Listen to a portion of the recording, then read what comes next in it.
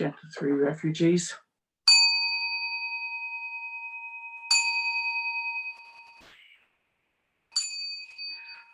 I go for refuge to the Buddha, my deeply awakened mind, my living source of understanding and compassion, which must be cultivated to be known fully. I go for refuge in the Dharma, the path of mindful living, leading to healing, joy, and enlightenment, the way of peace, which must be cultivated to be known fully. I go for refuge to the Sangha, the loving and supportive community of practice, realizing harmony, awareness, and liberation, which must be cultivated to be known fully. I am aware that the three jewels are within my heart. I vow to realize them. I vow to understand living beings and their suffering. I vow to cultivate loving kindness and compassion and to practice joy and equanimity. I vow to live simply and sanely, content with few possessions, and to keep my body healthy. I vow to let go of all worry and anxiety in order to be light and free. I am aware that I owe so much to my parents, teachers, friends, and all beings. I vow to be worthy of their trust and to practice wholeheartedly so that understanding and compassion will flower and that I may help living beings to be free from their suffering. May the Buddha, Dharma, and Sangha support my efforts. May the Buddha, Dharma, and Sangha support my efforts. May the Buddha, Dharma, and Sangha support my efforts.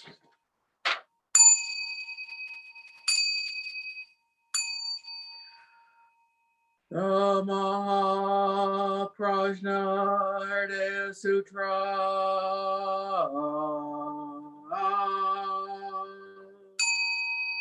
The Bodhisattva of great compassion from the deep practice of Prajna Paramita perceived the emptiness of all five skandhas and delivered all beings from their suffering.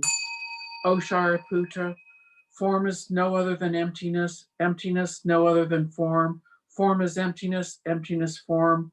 The same is true of feeling, thought, impulse, and consciousness. O Shariputra, all dharmas are empty. They are not born, nor annihilated, are not defiled, nor immaculate. They do not increase, nor decrease. So in emptiness, no form, no feelings, no thought, no impulse, no consciousness, no eye, ear, nose, tongue, body, mind, no forms, sound, smell, taste, touch, or objects of mind, no realm of sight, and so forth, down to no realm of mind consciousness, no ignorance, nor the extinction of ignorance, no old age, nor extinction of them, no old age and death, nor extinction of them, no suffering, no cause of suffering, no cease from suffering, no path to lead us out of suffering, no knowledge, no attainment, no realization, for there is nothing to attain. The Bodhisattva holds on to nothing but Prajna Paramita. Therefore, the mind is clear of any delusive hindrance. Without hindrance, there is no fear. Away from all perverted views, one reaches final nirvana. All Buddhas of past, present, and future, through faith in Prajna Paramita, attain the highest perfect enlightenment. Know then that the Prajna Paramita is a great Dharani, the radiant, peerless mantra, the utmost supreme mantra, which is capable of allaying all pain. This is the truth beyond all doubt. Proclaim now the highest wisdom, the Prajna Paramita, Gate, Gate, Para Gate, Parasamgate, Bodhi Swav.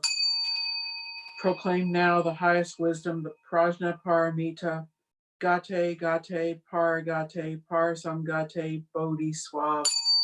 Gate, Gate, Paragate, Parasamgate, Bodhi Swaha.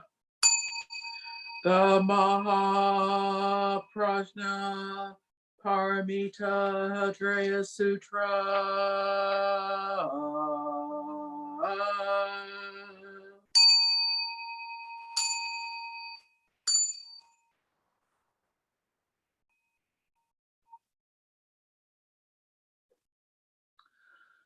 Good morning. I'd like to thank you all for tuning in this morning, and I want to wish all of you a happy new year. This has been said by many, 2020 is the worst year ever, and it may take us years to recover. It's kind of the joke of the week, but it's really no joke.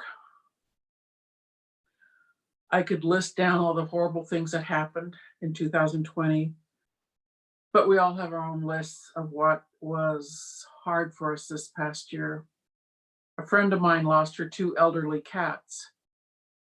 So for her, 2020 is the loss of 2 of her best friends that had been through everything with her.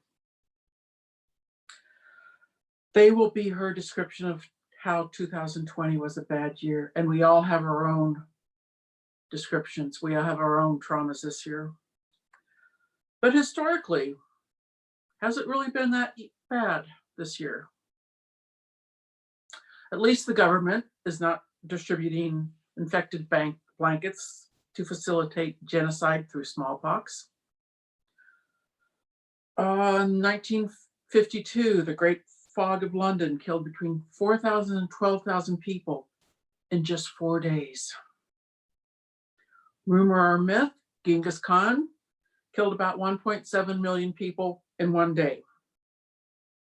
And approximately 25 million people died of the Black Death. In 1871, in Pershego, Wisconsin, I'm not sure if I pronounced that correctly, my apologies to anyone from Wisconsin. That was the center of a huge forest fire, fanned by drought. Maybe 2,500 people died. They don't know because so many small towns were completely wiped out that there wasn't a single survivor. But that was the same night as the Great Fire in Chicago, so nobody knew about it. So what makes this year so bad? Seem so bad? We know. We knew what was going on. We saw the pictures. We saw it with our own eyes. We had the knowledge, or maybe you'd call it the wisdom, to see everything that was going on. And we also knew that so much of it could have been prevented. So many lives could have been saved.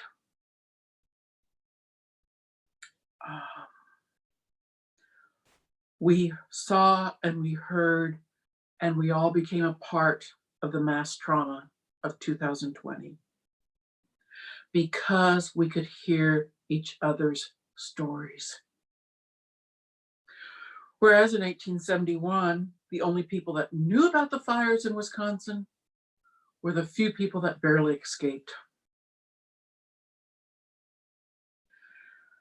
So we have the wisdom to know what's going on in the world today, and the wisdom to know that no one has to be caught off guard.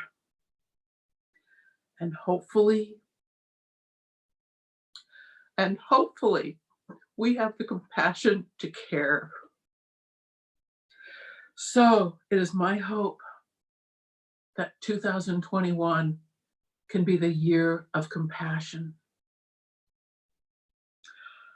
So how do we practice compassion? We look upon the name of Avalokitesvara, the Bodhisattva of compassion.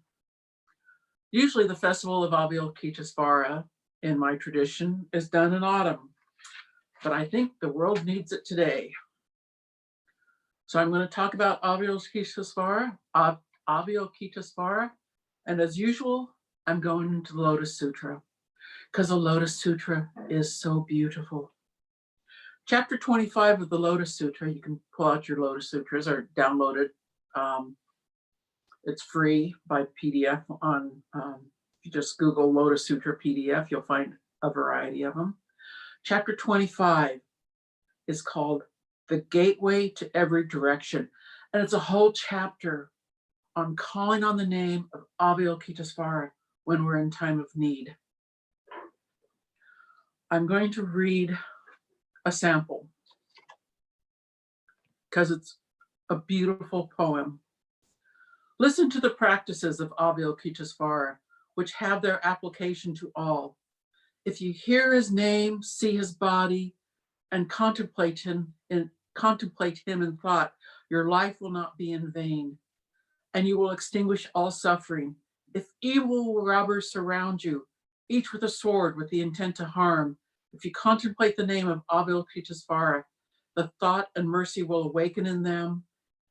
And if you meet evil raksakaras, poisonous dragons or dragons, if you contemplate the power of Avalokitesvara, they will not dare to hurt you. If you are surrounded by evil animals whose teeth and claws are fearfully sharp, if you contemplate the power of Avalokitesvara, they will turn away swiftly at the sound of your voice.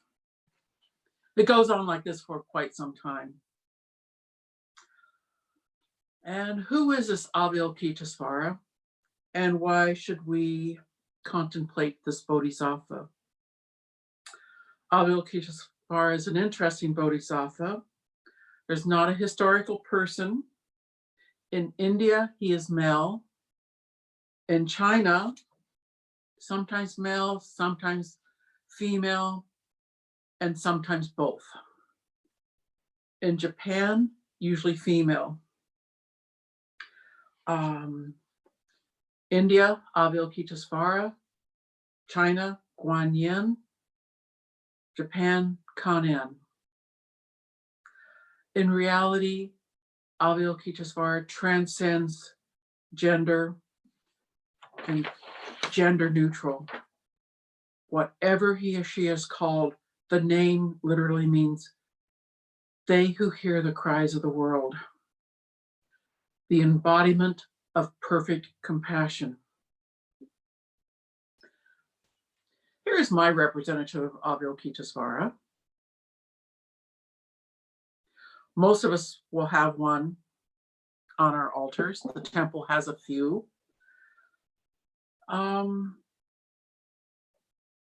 Many times, one of her feet are on a dragon, and that dragon signifies our desires. And since most suffering is caused by us trying to manifest our desires, it's kind of squashing our desires down in a good way, so we will not suffer by clinging to our desires. She's often depicted with a bottle in one hand. I have a bottle, but being white, you can't see it. And that is a bottle of a soothing potion to cool our flames of anger. And I put it in my heart because this is where my anger lives, and this is where my anger needs soothing potion poured on. So she pours that potion on my heart to just dampen down my anger a bit. She often is depicted either holding a lotus blossom or sitting on a lotus blossom.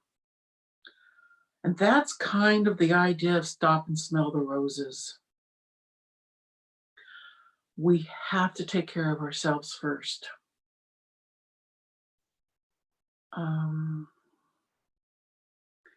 It's not just because she wants to have a pretty flower.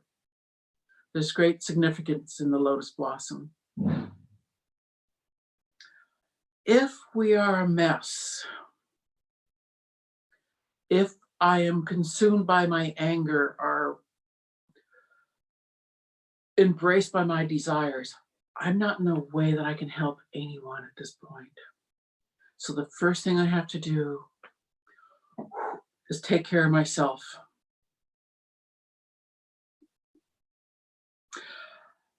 A good reminder that in our quest to end suffering in all beings, we also have to remember to stop and smell the roses and just pay attention to Avalokitesvara. My representation has only 2 arms. When you go to China, especially China, they have the many-armed Avalokitesvaras, and they're all around her.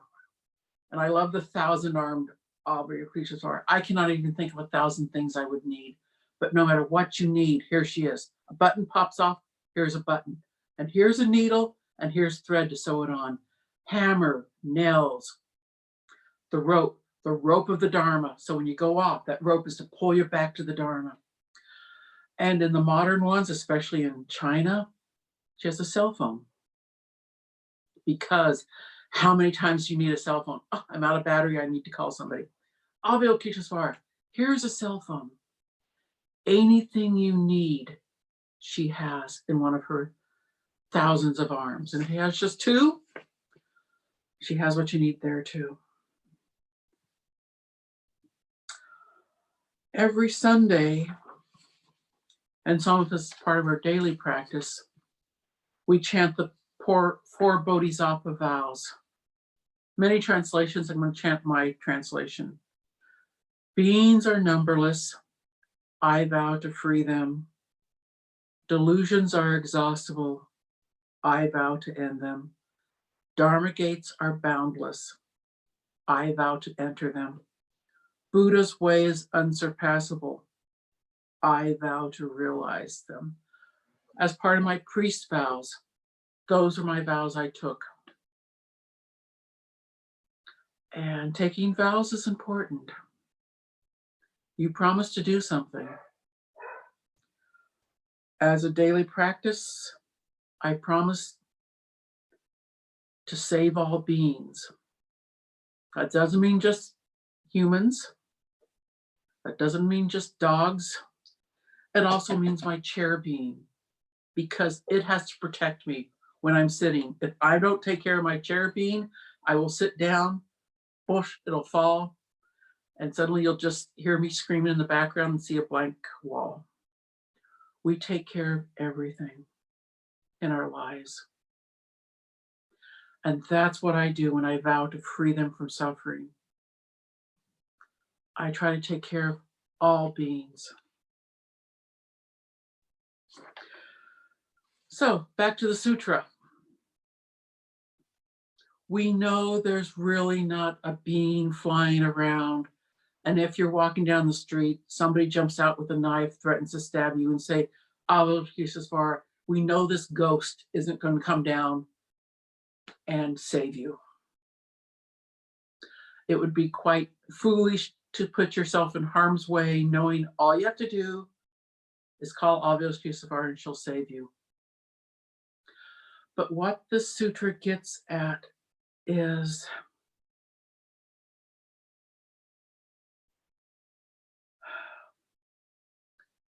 fear and hate.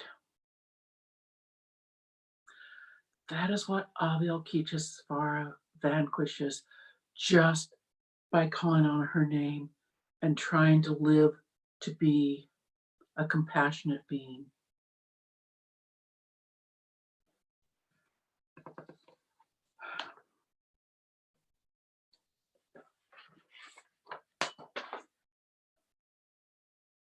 So as I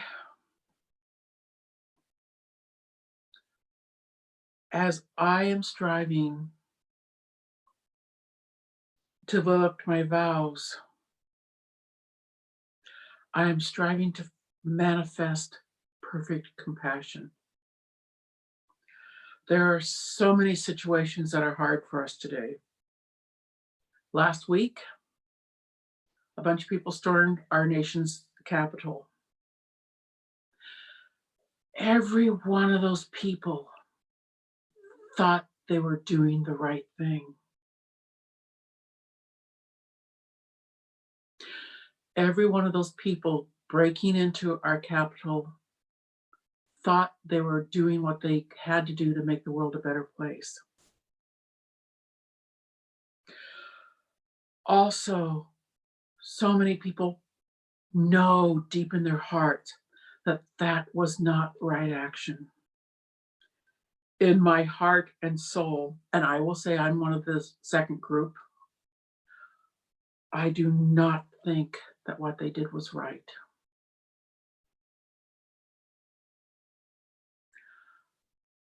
But in my in my quest to save all beings from suffering, I cannot just say to the guy in horns and fur, you are wrong. What you did was bad. Because that is not hearing the cries of the world. A fine one of these hard Buddhist points here we have of how can I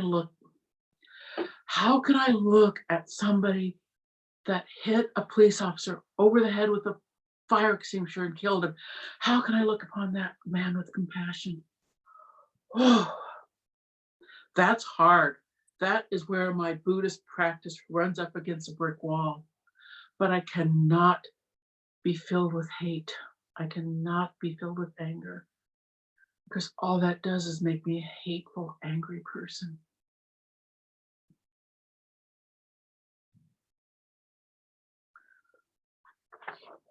The last lines of the Lotus Sutra, I'm going to read these, of this chapter, not of the Lotus Sutra. If thunder resounds and lightning flashes, if hail falls and great rains pours out of the clouds, if you contemplate the power of Avalokitesvara, this will disappear immediately. If sentient beings are in great adversity, if measurable pain affects them, the wonderful power of the wisdom of Avalokitesvara can relieve the suffering of the world. When the Buddha taught this chapter, the thought of incomparable, highest, complete enlightenment awoke in 84,000 sentient beings. You know anything about words, 84,000 doesn't mean 84,000. It's like reading this chapter, the whole world awakens. So what do I do? What can I do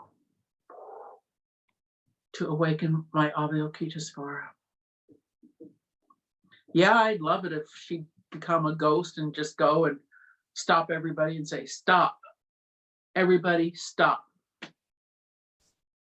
Hate versus hate just makes more hate. Anger versus anger makes more anger.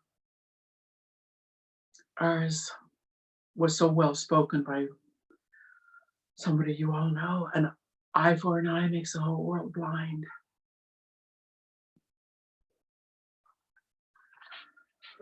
So the Bodhisattva vows, beings are numberless, I vow to save them. That's hard. Maybe we can save one. Maybe we can save one person from one bit of suffering today. Delusions are exhaustible, I vow to end them. Maybe my delusion is I can't do anything. Maybe my delusion is I can do anything. A good delusion. A good delusion by definition is something you really can't grasp hold of, but we can try. I can try to end that delusion that I'm just here sitting in my basement this morning. I can't do anything. And what would my life look like if I could end that delusion? Dharma gates are boundless. I vow to enter them. What if everything I did today was through the Dharma?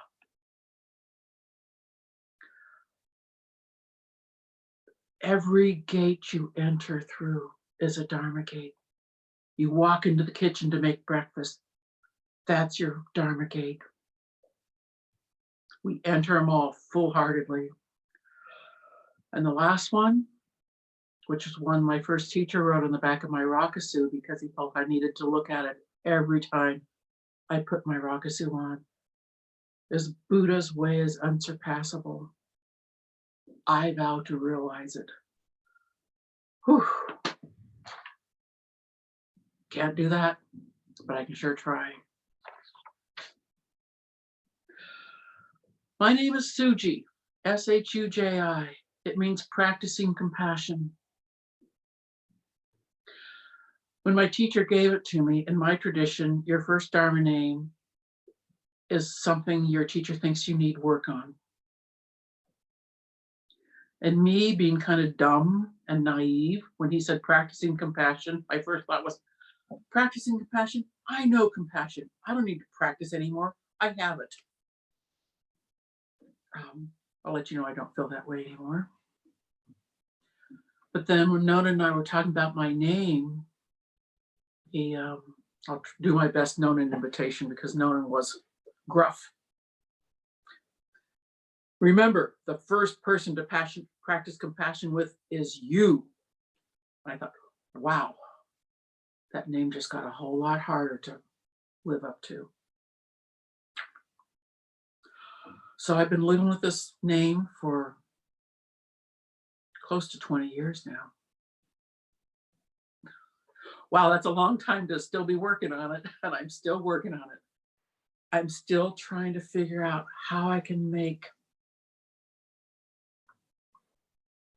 practicing compassion my daily life. And now more than ever, that's what the world needs. Each of us will do this in our own way. Each of us sees our vows as an important part of our lives. The most important thing is that we have to respect all beings. Even if in our hearts we know they're wrong, we still have to look at them with compassion and respect. That's really hard for me sometimes because I like to be right. The Dharma Council here at the Grand Rapids Buddhist Temple is hoping to better integrate some of these social issues in our temple programming and in our messaging and activities for the next coming year. So we, the four of us, would like to open up this conversation so that we can hear from you, the Sangha, as what it is you're struggling with in regards to social justice, the social justice issues spanning this past year, future and past and present. But today's conversation will kind of focus on what happened at the Capitol last week. We're going to sit in quiet meditation for 10 minutes. Need both hands for 10 minutes. Then we're going to open up.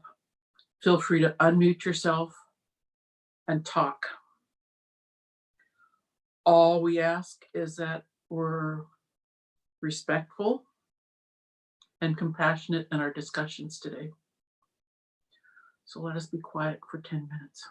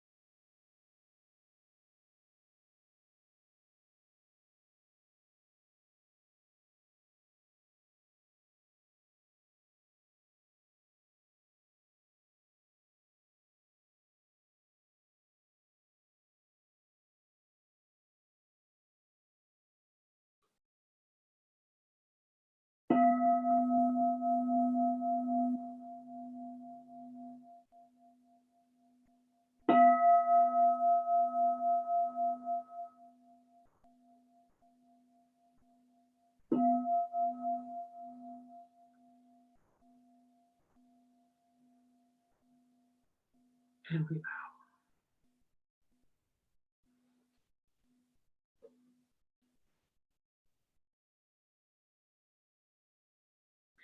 Hi, Sue, would you like to open the conversation?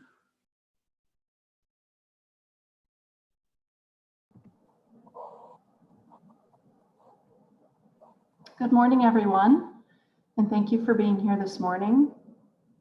As Shuji mentioned, the Dharma Council, which consists of myself and Shuji and Yongsu and Amko, are really looking at pivoting some of the programming that happens at the temple, pivoting more towards how the Dharma intersects with social issues. As Shuji mentioned, we have experienced a year like no other as it relates to social challenges. And we want to be able to move with the times and offer trainings and teachings and classes that would help students, Sangha members, with living into these experiences and doing what they can to be of assistance to all beings, as Shuji also mentioned. So if you have any thoughts about this, we would appreciate it if you would unmute yourself. And you can, if it would be helpful to begin with, if you're comfortable, just sharing your thoughts, perhaps specifically about last week and what happened at the Capitol, and or share your thoughts about where you feel that your Dharma practice or your knowledge perhaps doesn't stand up to the times. That's what we're really interested in, because we want to make sure that we're offering things that are relevant to the times and relevant to what the Sangha needs during extraordinary times. So I'd love it. We would love it if you would unmute yourself, and if you're comfortable, share what you would like to share.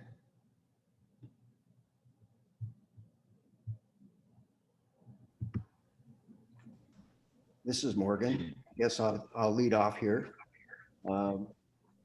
Being ex-military, of course, you have that warrior, warrior cliche that is ingrained